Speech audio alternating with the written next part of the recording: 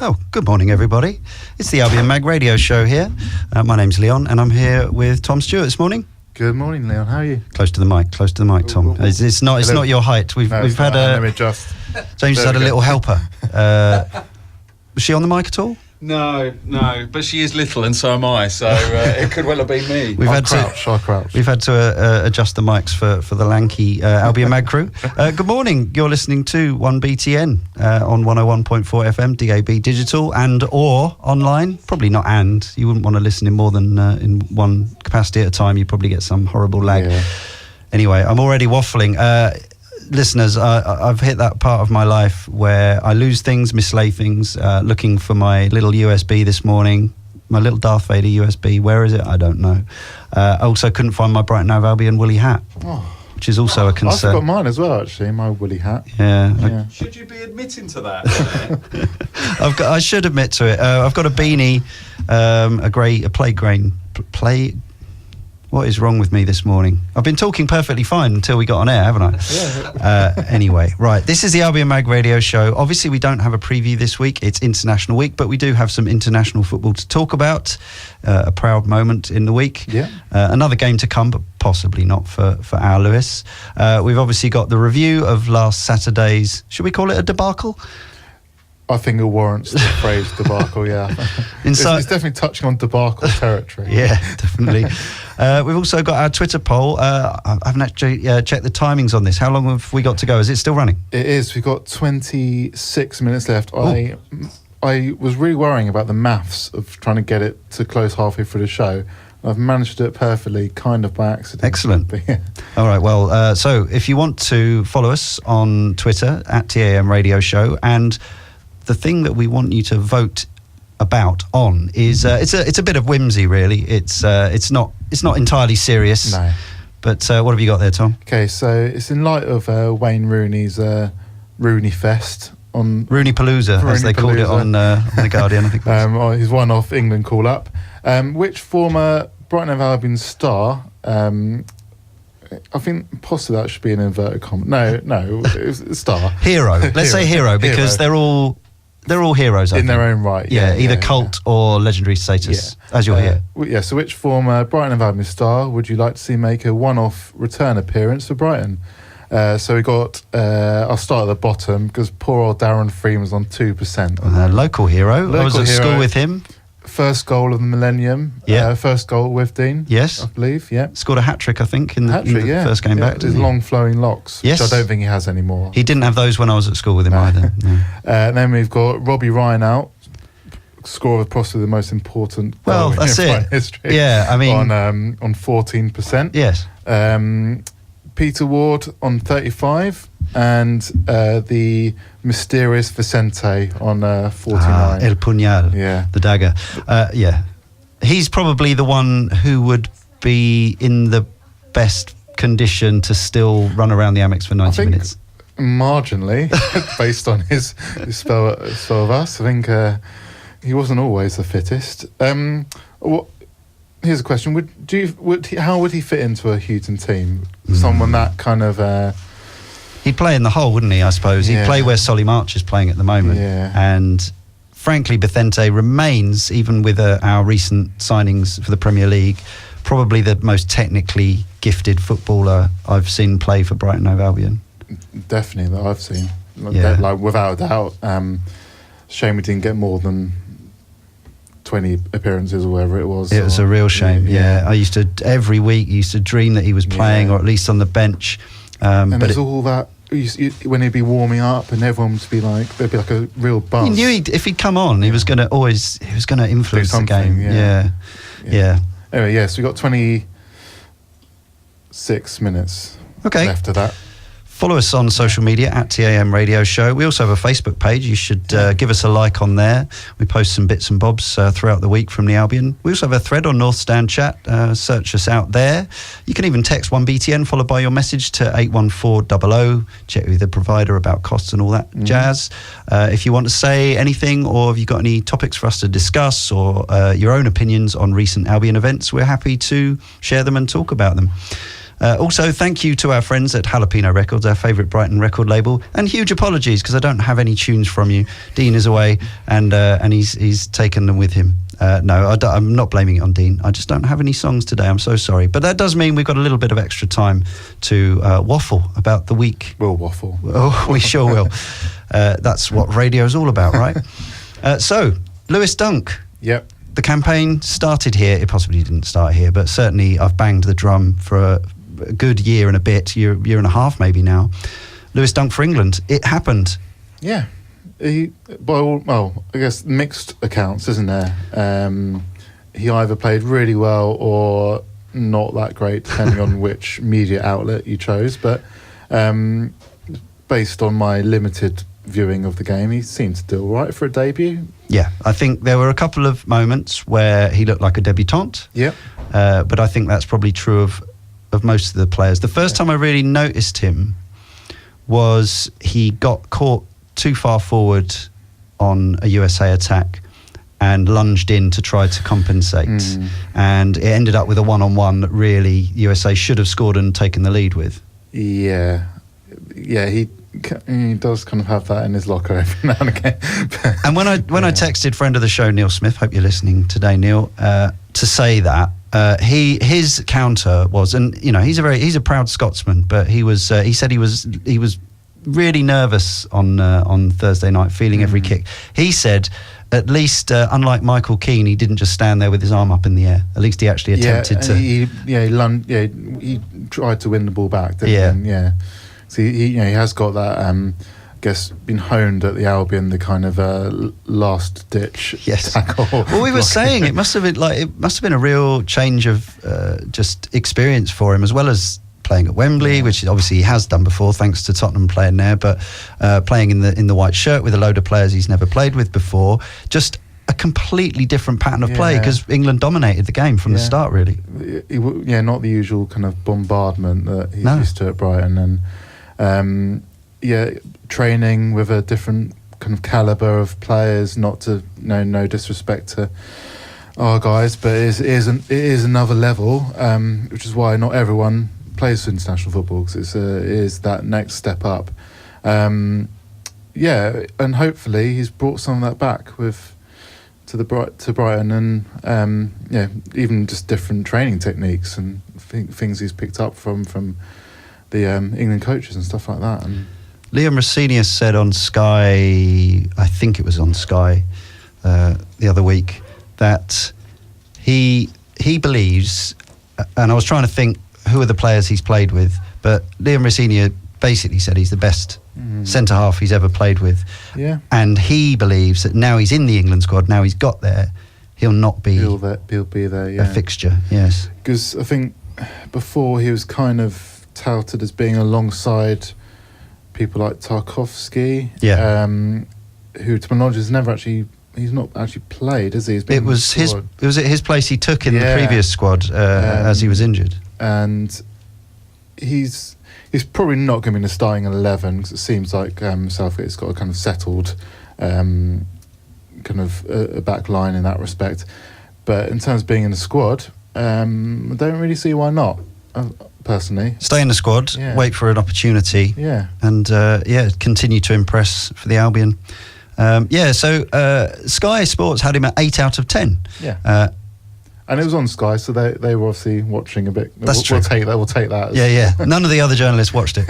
Adapted to international football effortlessly, Dunk did not give away a single foul throughout the 90 minutes and completed 96.2% of his passes, which I think meant that was it 16 out of 17 or something like that. He was the highest on the pitch. Most of his passes were under very little pressure, to be fair, but given the passing accuracy of the Albion recently, that's considerably higher. We'll talk about the Cardiff game.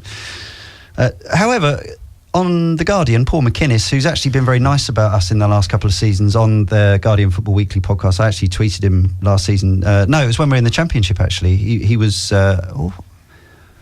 I can't quite remember. Anyway, at some point in the last couple of years, Paul McInnes has been positive about Brighton when other people were ignoring us, and I tweeted him to thank him, and he responded. But he gave Dunk a 5 out of 10, saying ponderous at times. He was nutmegged by Christian Pulisic and later upended the American, which is also true. I mean, he's their star player. Yes. Pulisic. He's a regular in the Bundesliga, so would have brought his own challenge, but he didn't score. And he's part of a defence that kept a clean sheet.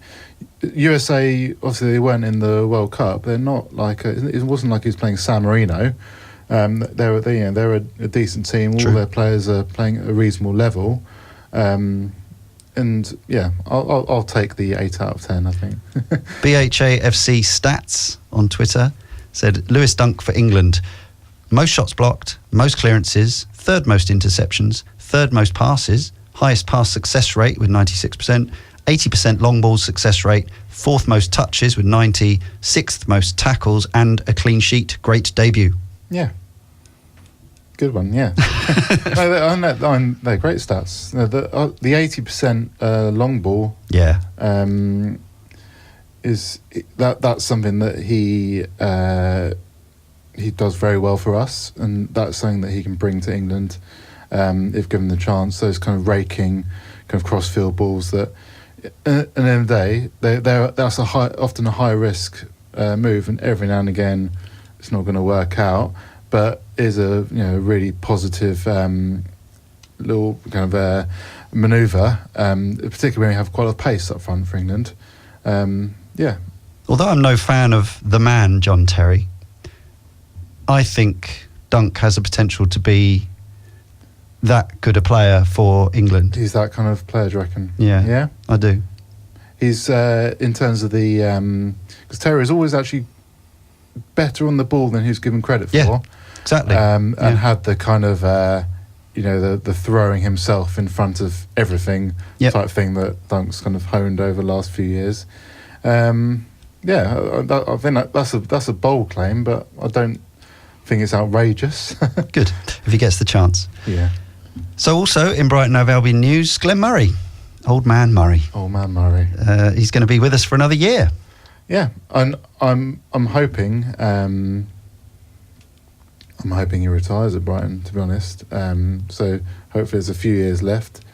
Well deserved. Obviously, we didn't want to make the mistake that we did last time of letting his contract run down and then turn up at Palace. Keep them up while we go down. Yeah, I think that was always a bit nightmare of danger. scenario.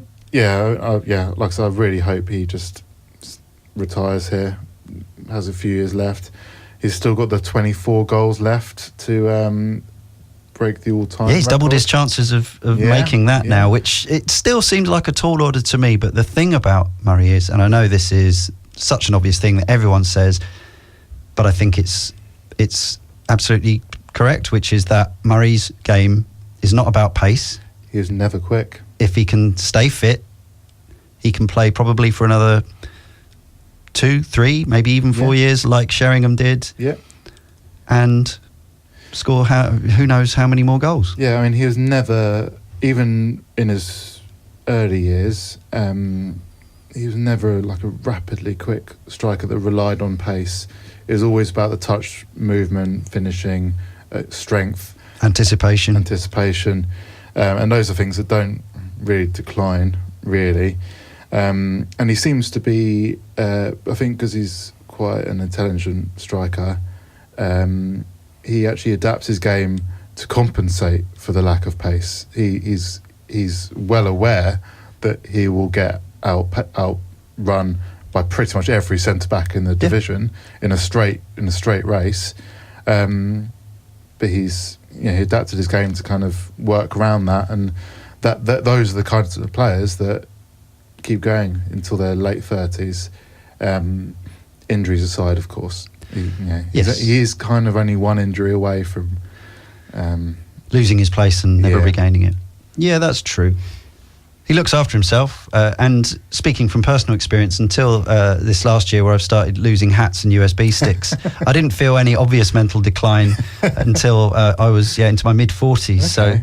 So I've still been getting the high scores on various video games. So I don't see why his ability to stick the ball in the old onion bag should decline at the tender age of 35. It's nothing these days, is it? No. I think Murray does a bit of gaming as well. I think he's quite into it. Yeah. Yes. I can imagine. Keeps you sharp. Yeah, exactly. mentally as well as mentally agile. good stuff. Other strikers for the Albion, the want away. Can we call him the want away Jurgen Locadia? Not mentally agile. Possibly not. So this is. Yeah, I think he forgot Google Translate exists. Yeah, this happens a lot. I mean, it's deliberate, isn't it? It's the idea is you go and do, your agent arranges for you to do an interview in your home country. Yeah. You make sure that it gets spotted everywhere else, and it's a play me or sell me. Yeah, so I think it's quite a well-known Dutch magazine or newspaper because It's the Telegraph. It's the Dutch Telegraph. I don't know if it's politically aligned with our Telegraph, but it's the sports section in a major paper. Yeah, because they're the ones that broke the Johanbach moving. Yes, is that newspaper? Yeah, it's a play me or get rid. Yeah. I imagine it'll be the latter. Yeah, Yeah. I think Houghton will pretty prefer to say latter, even just on the kind of attitude side of things, regardless of ability. I don't think he's the type of manager that would bow down to that kind of ultimatum, particularly from a player that I don't want to slag him off too much, but it's not like if it had been, say, if this was, I don't know, even Knockaert, who's it could be for a multitude of reasons, but hasn't been starting as much lately as he had been. If he had done that interview if he'd gone to the French press, L'Équipe, I think Houghton might have been a bit more sympathetic, but Locadia, who hasn't pulled up any trees.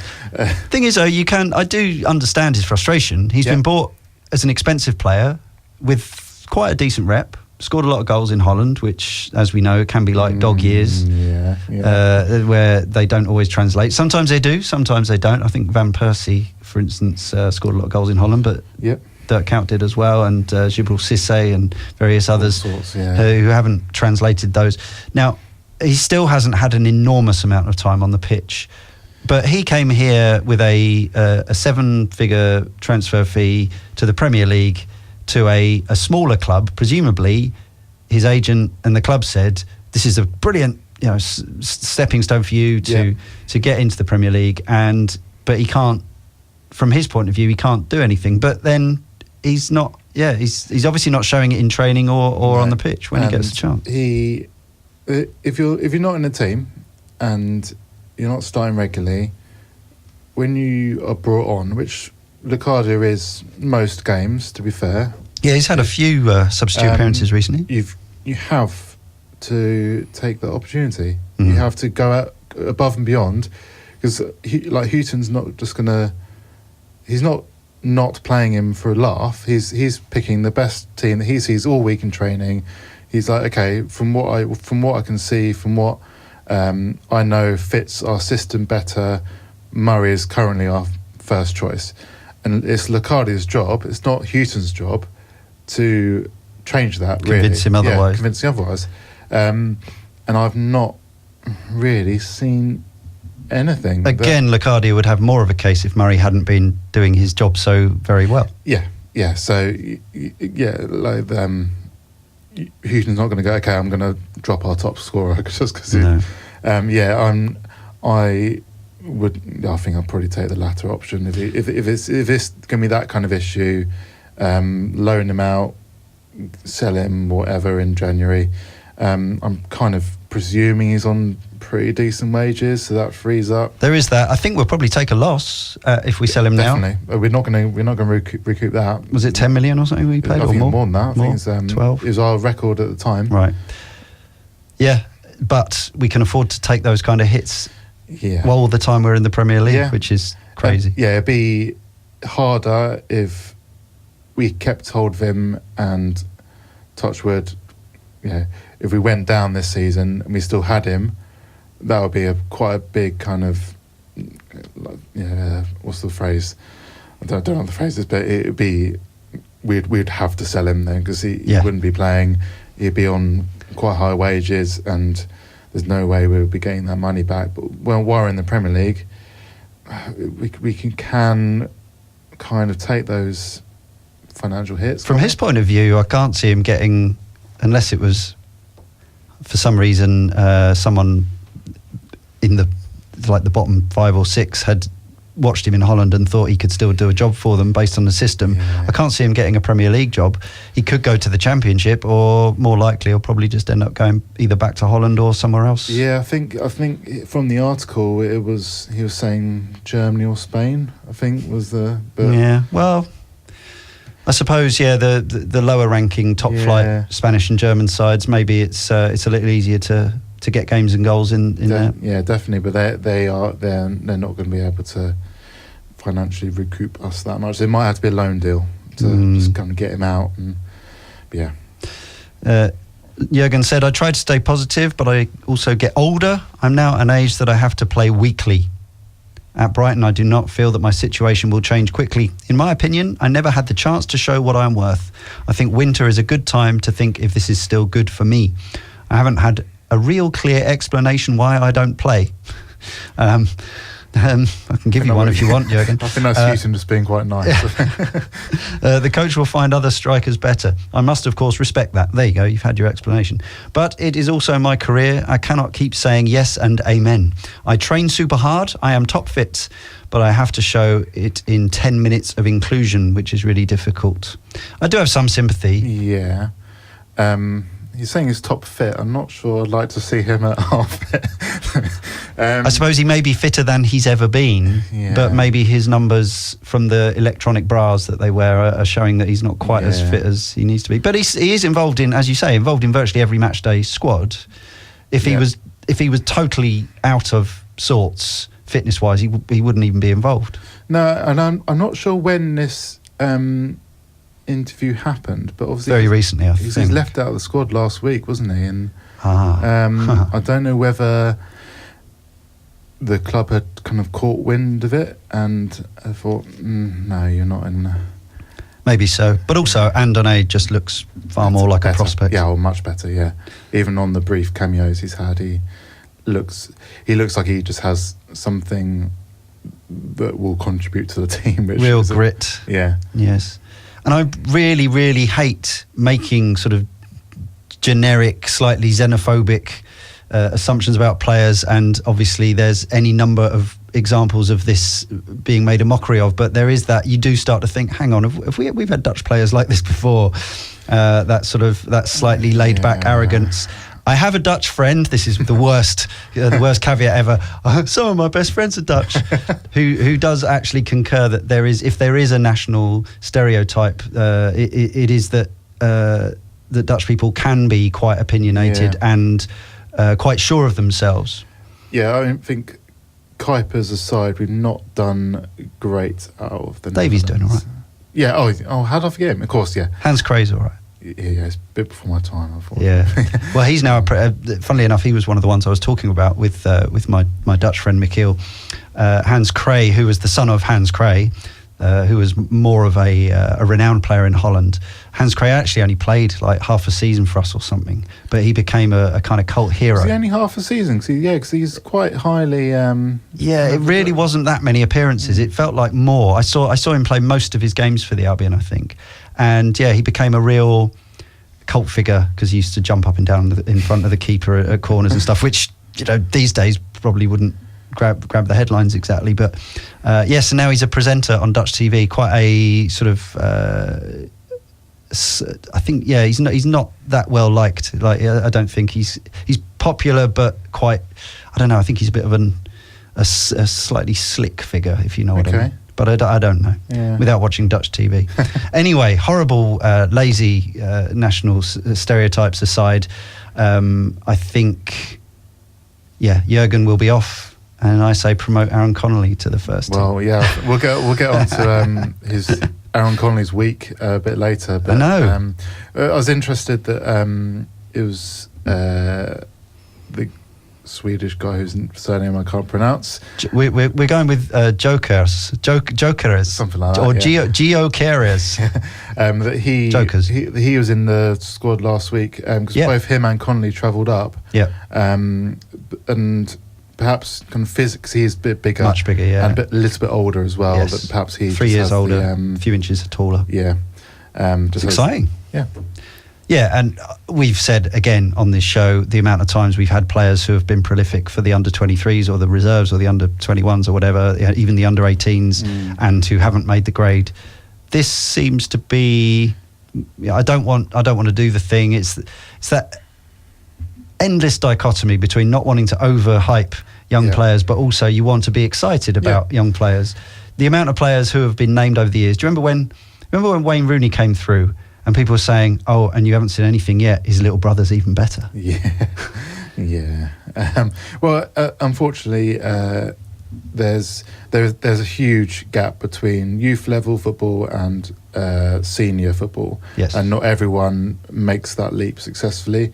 Probably the best example in Albion history would be Leon Knight, who was the best young player in the country, pretty much every age group up until about 18, and then highly due to attitude, but there's also about questions about his physique and things like that meant he didn't really quite live up to that level. So he was kind of same age group people like Jermaine Defoe, John Terry, Joe Cole, and he was the number one, and in terms of coming through the Albion youth ranks, also we had Jake Robinson, who scored bucket loads at youth level, but never quite. He's had a reasonable career, particularly in non-league where he's very prolific. But what I will say is our youth level and reserve level haven't been competing at the kind of elite standard that we currently are, and now they're even playing actual league clubs. Exactly. Yeah. Before we talk about that, though, we also just want to touch upon the Premier League news that Richard Scudamore. I think we mentioned this last week. Actually, the idea was that all the current 20 Premier League clubs would dip into their pockets to the tune of 250k to create a £5 million golden handshake to thank Richard Scudamore for his 20-odd years in charge at the helm of the Premier League during its real boom time.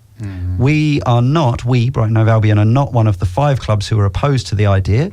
We're happy to say, here you go, here's £250,000 for the umpteen million that we're getting in the Premier League now. And I'm sure Albion and the community would appreciate that £250,000 a lot more.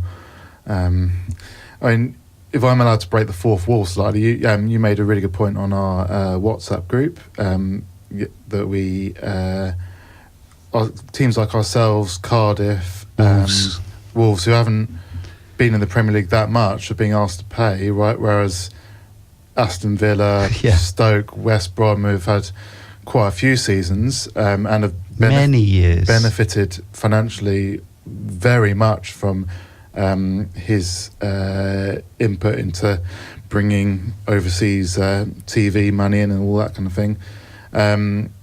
They're not paying, and they're still on parachute money as well. They're a lot of those, parachute money, so they're still benefiting from the Premier League. They're still benefiting from the huge levels of money. Cardiff, this might be their second and only 2 seasons where so it's a bit arbitrary. Huddersfield as well. Yeah, if you just so happen to be in the Premier League this year, it's a bit squiffy, isn't it? I mean, 250,000. I mean, this sounds slightly ridiculous saying this, but it's not that much money for. You could buy Colin Kazim-Richards with that. Exactly. Maybe we should do that instead. Get Colin Kazim-Richards back for 250 grand.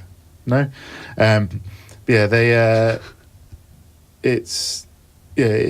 not that. It's more of a kind of principle, I think.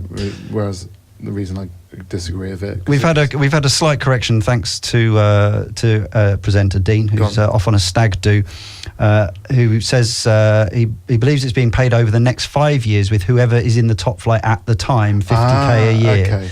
As a consultancy fee. So it does make a slight difference, but that still doesn't quite answer. So yes, Aston Villa had 15 years of Scudamore, and now they've messed it up and gone down. They don't have to pay, but I mean, yeah, it's the one thing that stood out to me was that when they discussed this on one of the podcasts I was listening to, it was on Guardian Football Weekly. They had Faye Carruthers on there, who does actually work for the Premier League. She says that she knows Scudamore very well. Mm-hmm. She thinks that he would consider this embarrassing. Okay. And a bit of a ghost gesture. Yeah, it doesn't sound like it came from him. No. The suggestion is that it's actually Chelsea chairman Bruce Buck who is the instigator, but she didn't actually verify that. Bruce Buck, of course, is very used to paying out large amounts of money to people leaving. So. He's got no problem with that's very much in his natural behaviour. Yeah, exactly. But yes, in the grand scheme, it's... Yeah, but just the way of doing it with this kind of brown envelope stuff, it feels like, whereas they could have done it in a more romantic or in a way which sort of catches the eye and makes people feel good instead of, here you go, mate. Or perhaps, Scudamore selects a charity for each Premier League club and says, donate it to this charity or this, grassroots football scheme. One counter argument I heard to him not getting the money, and I'm sure he's been extremely well remunerated over his period in tenure, but probably the amount of money he's been paid compared to, say, the head of the NFL or something like that is minuscule. Yeah. So no, I'm not saying that the amount of money that CEOs get in the world, the elite paid people, is right. Obviously, in an ideal world, nurses would get paid more than people who run football leagues and all that kind of thing.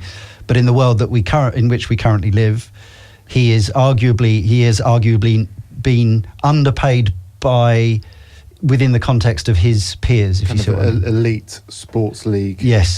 So you're kind of putting him on par with, I guess, NFL, Formula One, things like that. Or even fat cats of industry, utilities and all that kind of thing. I don't know what his salary is off the top of my head, but anyway, I think probably the best solution would be for him to at least give some of it away in a not look at me, but in a kind of quietly, but let people know that it's happening. Yeah, if he channels some of it back into grassroots football or something like that, would be the seemingly, rather than just spending it all on a massive yacht or something like that. I mean, yachts are important as well, aren't they? No. I've always thought if I was going to get a boat and have a boat in the marina, it wouldn't be one of those really, obviously just because I haven't got the money, but if I won a boat on Bullseye, I wouldn't want it to be a massive like super yacht. I want a town. I want like a little slightly more romantic wooden kind of boat that you can just have a little light swinging in the. Yeah. I think those luxury yachts are a bit tacky. They are very tacky. Yeah, they're a bit. No offence to any of our luxury yacht owning listeners. If Roman Abramovich is listening, we mean you no offence. Wolf of Wall Street style. Final bit of non-Albion news, although it will affect us. The VAR, video assisted refereeing, has now been agreed to for the Premier League from next season. I was predicting that this was going to come in on January the 1st, but for whatever reason that isn't going to happen. Yeah, I guess I don't know. I think it's something that probably should have been in already. Realistically, I think everyone got caught. They had the vote while the World Cup was still going on, I think, and it hadn't been quite established that it was going to work quite as well as it did. Yeah, there was, I guess, to the World Cup, there was obviously quite a lot of high-profile incidents that people immediately blamed on VAR, and VAR is the worst thing that's ever happened to football. I think, in hindsight, I think these days, I think most people would agree that it's probably the right move, isn't it? Would have had a big effect on a number of games last weekend, potentially. Well, yeah. I mean, obviously the most high profile being Southampton Wolves, with Charlie Austin's rant. It's very entertaining. Yeah, he didn't mention the penalty that they got. Of course he didn't. But he was one-eyed, because not only was he only looking with his Southampton eye on. He also had his other eye was like bloodshot. Bloodshot, yeah. And Cardiff's goal, which was there's definitely marginal an offside at some point. I think realistically it's the right move. It doesn't seem to make sense to have it at international level but not club level if you're going to have it. And we've got it in the League Cup, but only when matches are at Premier League grounds. Yeah, that's squiffy as well. Yeah, so I guess it slightly relies on technology, doesn't it? And it's understandable, but it means that games in the same competition in the same round are being refereed in different ways, and that to me, in a week when we've had a referee suspended for using an alternative to rock, paper, scissors, for tossing a coin, which doesn't seem to be a big deal to me. Because you could have like Man City could be away at Rochdale in the League Cup. Man United could be home against whoever, Bury, and then they could all have identical scenarios, and one of them's going to VAR and one of them isn't, and they'll be happening literally at the same time. I imagine it's going to be Premier League first, and then eventually it's going to be trickling down to, and by the end of it, most clubs will have the facilities to have it at their grounds. It's going to be at the Premier League grounds first, I guess, which does create a kind of bit of elitism. Another disparity. But it's one of many. And again, you've got the slight. Obviously, it's to do with the number of viewers, the number of cameras there, but you've got an odd situation where you've got the Fitness First Stadium in the Premier League, but you've got Villa Park in the Championship. But that's, in a way, that's still part of at a time when a lot of people are saying that all the magic's gone out the game, but actually having Bournemouth in the top flight and Aston Villa in the second tier proves that football is still kind of... There's still a bit of romanticism. And to be honest, if you want a bit of a more dramatic and romantic league, go to the Championship, because that's it's absolutely mental every week. Do you miss the stress of the Championship? I had this thought I've actually had this thought. We'll talk about it in terms of the Cardiff game shortly. Just wanted to do an on this day, Saturday the 17th of November 1979. Is that 39 years ago? League runners-up the previous campaign, Nottingham Forest, hosted the Albion at the City Ground. The Tricky Trees hadn't lost at home in the league for over 2 seasons, 49 matches. The visitors, Brighton, had never won an away fixture in the First Division. You can guess the rest. Jerry Ryan's first half goal earned 2 points, as it was then, to lift the Seagulls off the bottom. We broke Nottingham Forest's 49-game unbeaten home run. Amazing. And that's the one that Arsenal, that's the one they broke, isn't it? They kind of, when they went unbeaten recently. I think that's showing my age that I only relate to early 2000s football. But I'm pretty sure I've seen that goal. It's with the big terracing behind, all the fans going mad. Quite a huge achievement. It'd be the equivalent of, well, not even us now, it'd be the equivalent of, say, Huddersfield beating whoever, Man City. Liverpool. I guess. Man City, Liverpool. It's must have been quite exciting times. I was -9 at the time, so I wasn't into football at that point, but I know the history. Which brings us on to last weekend's match. Premier League, Saturday, lunchtime. I missed the start because I was hidden here doing this show. We had the delightful John Templeman, former Albion player, with us last week. I was having a lovely morning. It was fascinating to talk to him, really nice to meet him. Dan was in as well. I was having a good time. Walked back as fast as I could. Missed the goal, was listening on the radio. Thought, never mind, I missed the goal. We're a goal up. I can live with that. I can watch it.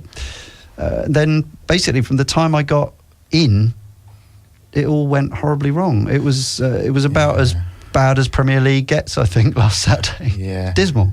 The red card probably definitely changed things, didn't it? But we did allow them to have something like 20 shots, which against one of the least creative teams in the division is not really seriously worrying. Yeah.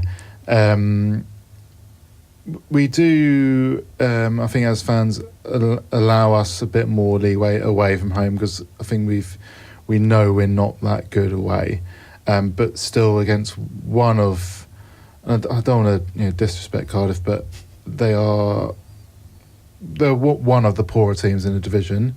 I think their fans would admit that. I think we made them look quite good. This we're quite bad away from home is just a self-fulfilling prophecy now, though, isn't it? It's like we decide we're quite bad away from home. I think that there are mitigating circumstances. I think we absolutely missed Proper getting his foot on the ball. I think we're really missing him at the moment, even though it doesn't seem like that long ago. We were excited when Kyle came in the team because of his more kind of all-action, industrious, rumbustious, get up and down and get in people's faces. But the last couple of games, he's been far more like headless chicken, gives the ball away, his ball retention's poor. You actually really want Davy Proper against teams, especially like Cardiff, where and all the players, like the bad passing thing, the inaccurate 12-yard pass or less is completely contagious as well. Once one player starts doing it, very much so. Yeah, but it's weird because you're just thinking, I know you can pass the ball better than this, but it just becomes this horrible sequence of, we've got the ball back, thank God. Right, okay, what have you just given it away again? Yeah, I think we're missing Gross very much in that respect as well, just to have a bit of poise and a bit of quality on the ball. So yeah, I mean, obviously last season Proper and Gross together, they're very good on the ball. They use the ball very well. Do the kind of basic things pretty well. And then Stevens does the kind of messier side of things. Obviously went a slightly bit too far last weekend. That's it. When he's left to be the kind of more cultured player, it starts. He looks a bit exposed. Yeah, and it probably was maybe a bit of like frustration. He went into that tackle. Definitely question marks about whether it was a straight red, but he did give the referee that option to send him off. Yeah, I had mixed feelings. I watched it quite a few times. My initial thought was it wasn't a red, and then there's a couple of angles where it looks like an absolute stonewall red card. Yeah. So, and I think although when they go on BT, they go to Dermot Gallagher, wherever it is, and he backs the referee, whatever he says. But interestingly, Alex Scott and Liam Rossini are both saying they didn't think it was a red card for them. Okay. So the two pros, but then they don't always talk actual pros played the game, that they don't actually obey all the laws of it. I mean, I guess you got to remember the referee's seeing it in a split second and has to make a split second judgment. VAR. Although I think if there had been VAR, he would have probably would have been still a red card. Stayed by it, So it needs to be kind of an obvious thing to overturn the rest decision. Yeah. He was Stevens ultimately on the second challenge was out of control. Yep. He wasn't fully in control, so it wasn't a sensible challenge, even if he did win the ball. And now we haven't got him for 3 games, and we're praying that Proper gets Gross and back. Proper can come back for the next set of fixtures. It's an area that at full strength we look pretty good. Yes, the kind of central midfield 3, including the attacking midfielder, but obviously take a couple of players out of that, and you're starting to kind of think. Yeah, and Duncan midfield, as Dean Guilford has said before. Yeah. Maybe Balogun, I'm not sure. But obviously. And we've got Leicester next game, and they're a pretty decent team and pretty fired up at the moment. So we need to play so much better. Oh, definitely. We need to not have. Again, I understand Cardiff sort of looked at this as a winnable game. It's arguably, I'm sure neutral fans. I don't want to raise the ire of any Brighton fans, but neutral fans would have said that this was kind of a championship match. As a. Yep. In terms of the quality of sides, and it rather looked like it. Well, us away are a championship team. We would be bottom of the league if all our games were away from home, really, wouldn't we? And, absolutely, and most of our players who played in this game were championship players. Yeah. They were our championship team, so we're still not there yet. And this, it's a good reminder that when we start to feel cushy in mid-table, we've still got a long way to go before we can be comfortable. Yeah. Yeah, so I was saying that did actually cross my mind. There's quite a lot of negativity on social media, as you'd expect after a game like that. A lot of it was for the ref, including Chris Hughton, which is unusual. Normally very unusual. Normally, I felt like he was clutching at straws a little bit in that sense, which is really unlike him. Normally, he'd blame the performance. I don't think I've ever heard him criticise a referee before in his almost 4 years. Happens to every Premier League manager at some point. It's like, but I just pray, and I don't think he will, that he doesn't turn into a Mark Hughes or a Sean Dyche, where every game is the referee's fault. He's not going to be like that. But it was disappointing, just because. I think the referee did have a poor game, but I don't think that was the problem. Is we're playing badly. Yeah, and like I said, we let a team have 20 shots on 20 shots. So, but by law of averages, you're going to struggle to win a game of football or even get a point from it if you're allowing your opposition that much kind of offensive kind of play. It's impetus. For me, the key tactical thing at the moment, I understand that Chris Hughton is safety first, clean sheet first. Yeah. I understand that our wingers have to do their defensive duties, and I like to see them doing that. But we are in a situation where I'd say for the last 5 games now, I know we won 3 of those, but the majority of the time our wide players are picking up the ball. It's in our last third. Yeah. How can they attack from there? You can't. You can get a break with a 1-on-1, but actually picking up the ball when you've still got players in front of you with 70 yards to run, it's not going to happen. You're not going to get crosses in. You're not going to get to the byline from there. They need to be further up the pitch. Well, in those 3 games we won, whilst we didn't concede any goals in that period, we only had 7 shots on target. Yeah. And that's not a sustainable kind of method for the whole season. Well, that's kind of what Burnley did last season? A little bit, But now they look terrible this season. They're flying under the radar a little bit, Burnley, because they've been in the bottom 6 pretty much all season. They had the slightly disrupted pre-season, but we're in November now. They're not going well at all. They didn't really bring many people in the summer. They're not being talked about at all as a relegation candidate. That's what I'm saying. This is why I think it's a concern, because Burnley, was it 7th they finished in the end last season, and obviously we're not going to finish that high. And yet, it just goes to show, as a team of a similar size and stature, it's very easy to go from overachieving to becoming a relegation candidate again. No room for complacency. Definitely not. And the gap between, let's say, 8th or 9th in the division and 20th in the division in terms of quality isn't huge. Once you're outside the kind of top 6, elite, and then a couple of others that are all right. On the fringes, on the cusp. There's not really as much. It's all about organisation. And you can probably factor in the top 16 of the Championship in that, or much of a muchness as well. Pretty much, There's really not much gap. And I think, we've definitely seen, in terms of the teams that have come up, even though, Fulham aren't doing great, but I expect their fortunes to turn around a bit now. They'll be harder to beat. Yep, Cardiff have had a couple of good results lately, despite hardly spending any money in the summer. And Wolves are doing all right, albeit having spent quite a lot of money.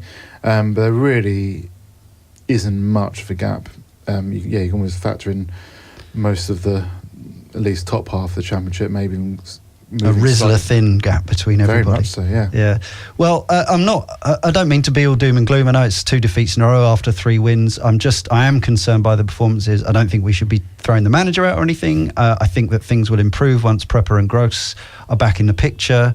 I'm still a bit mystified by Solly March's repeated selections. Obviously, Jahanbakhsh ended up missing the last game, and he's still yet to fully impress. So there's a lot of football to be played and all that, but I think the last few performances have been a concern, even though we are still sitting in a very nice position in the Premier League. Well, it's just those 3 wins in 3 games that have given us a bit of a cushion, but but it is just a cushion. We're not going to stay up on the amount of points we've got so far. Yeah. So we're going to have to pick up more wins from somewhere.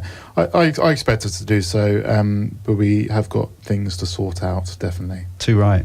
Perhaps we need to bring back a legend from the past. Maybe we do. Just for one game. Maybe. Bear with me. So we've done this poll on Twitter in honour of Rooney's one last fling.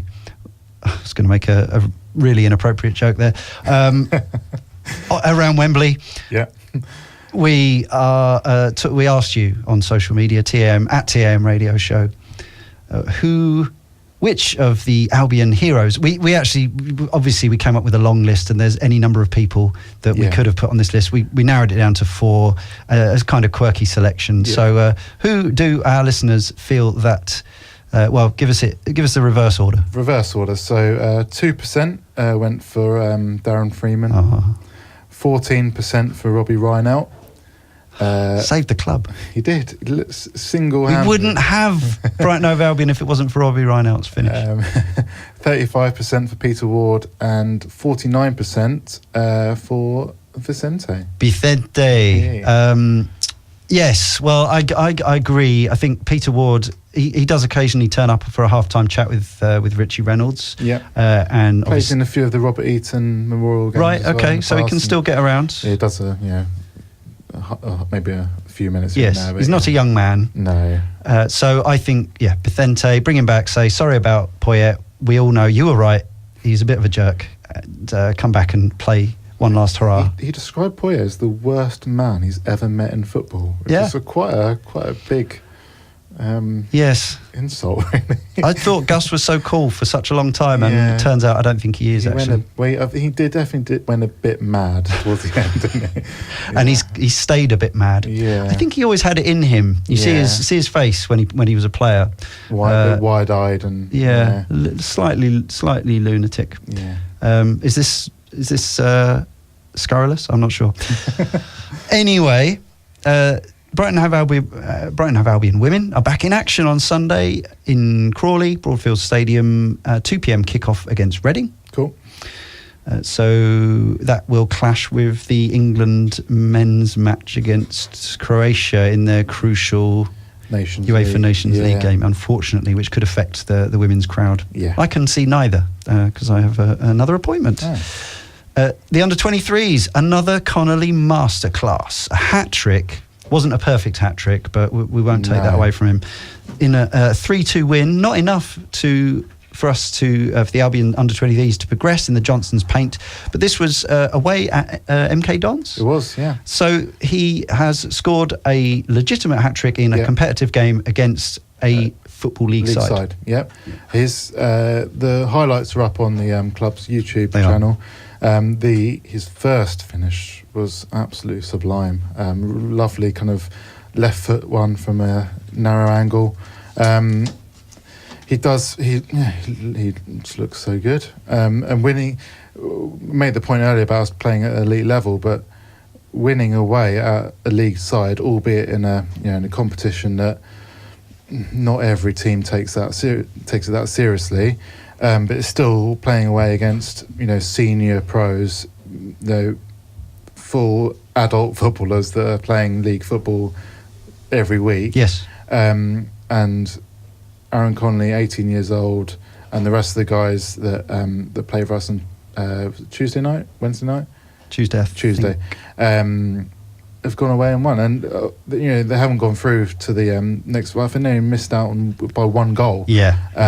Which is great achievement. Really, I haven't even been keeping my head on around the format of the competition, so I was a bit confused. But it's not an overly popular competition.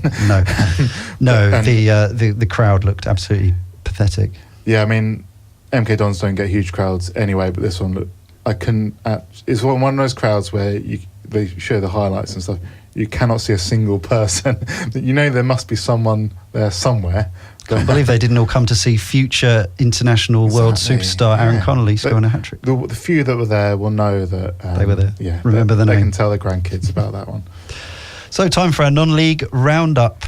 in the Bostik Premier League. This is all the local teams of interest. We got Whitehawk in 20th, lost 2-0 away at current top 6 side Carshalton last Saturday, and face another tricky away fixture today at mid-table Bishop Stortford. Lewis in 5th. Lewis progressed in the FA Trophy, eliminating Merthyr Town of the Southern League Premier Division 2-0. Division That's South. a long away trip to is that Merthyr in Wales? I assume so. Yeah, that's a long away trip, isn't it? Yeah, for a league that is deliberately put in local sections. But I suppose that's the FA Trophy, isn't it? Yeah, so it must be anyway. The Rooks welcome Haringey Borough to the Dripping Pan this afternoon. Do consider popping along if you fancy some live football, grassroots style. Don't know what internationals are on today, but obviously England aren't playing. No. Which is probably the one that affects most of our listeners. Lewis versus Brighton Hove Albion under-23s comes up on Wednesday, November the 21st. It's a 7:45 kickoff at the Dripping Pan. Lewis host Brighton Hove Albion in the Parafix Sussex Senior Challenge Cup. This is the rearranged date after the postponement of the original fixture. I think it was waterlogged. Yeah, it's that one day the other week where it bucketed down. Yeah. Tickets are £12 for adults, £6 concessions, and under 16s are free. Parking for just £2 nearby if you don't fancy the train or the trains are broken. Hot food, fine beer, etc. Very, very fine beer. And if you are getting the train, the Lewis ground is basically next to the train station as well, so it's a perfect location. Wednesday night. What's to stop you? Maybe more Aaron Connolly goals to be seen live. Worthing in 3rd, having dispatched both Chesham at home in the FA Trophy 1-0 and Enfield away in the league 4-1. Now 3rd placed Worthing journey to 15th placed Hornchurch today and take on the team currently above them in the table, directly above them. That is Tonbridge Angels, I should say. Another fine non-league team name. Yeah, it's beautiful. Are they angelic? I doubt it. Yeah, not committing any fouls. Roughy tufty. At the Bibby Financial Services Stadium on Tuesday night, Bognor Regis Town in 7th are out of the FA Trophy following a 0-2 reversal to Walton Casuals a week ago, and also went down 1-0 to Corinthian Casuals midweek. The Rocks will be looking to bounce back from these setbacks at home to Wingate and Finchley. Today, that is, another match you might want to consider popping along to. Burgess Hill Town in 21st continue to struggle as they lost to a late Kingstonian goal last Saturday. This week they face Merstham. Merstham? No idea where that is. No. They're in 12th anyway, at the Green Elephants Stadium today before a visit to fellow relegation candidates Leatherhead on Wednesday evening. And down in the Southern Combination, you've got Saltdean United in 5th.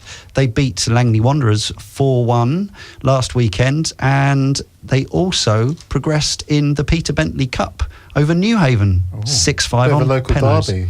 Yes, I think the Peter Bentley Cup is all local derbies. Yeah, but an especially local derby. I suppose, yes, I guess so. Lancing, meanwhile, in 12th, won 2-0 at Loxwood last weekend, and they're away at Chichester City today, so if you fancy a trip to Chichester, there's another game on there. Great, it's a lovely place as well. Yeah, very quaint. Shoreham in 13th, drew 2-2 away at Little Common last weekend, and they welcome Broadbridge Heath today. So if you're local to Shoreham, there's another game on that you might fancy taking in. And don't forget, you can catch up with all the best highlights of Sussex football on YouTube. Search the Sussex Football Show with new shows available every Monday. I don't know if how Dean's done that from his remote location this week. He'll find a way. Maybe he's got a stand-in, a deputy. Not me. I clearly don't know enough about non-league football, as was proved by my pronunciation of some of the local team names there. So Burton Toast coming up shortly, I believe. He doesn't know this yet, that I don't have a record to play us out with. I was half expecting that. Yeah, so he will be ready. He'll be ready to segue seamlessly from the end of our show and into a couple of more hours of music rather than footballing waffle. Probably with a little waffle in between. A bit of waffle in between. Good. So this week, what have we got to look forward to? I suppose there's probably a host of Albion players off on international duty. I know Matty Ryan's making right now. Yeah. He's got 36 hours of flights or 48 hours of flights or something insane. Yeah, might be a bit jet lagged. Next week, but. That's a concern. I haven't checked in on who else is. away on actually. international duty. The Israeli contingent. Presume they're there. Jahanbakhsh for Iran. Duffy.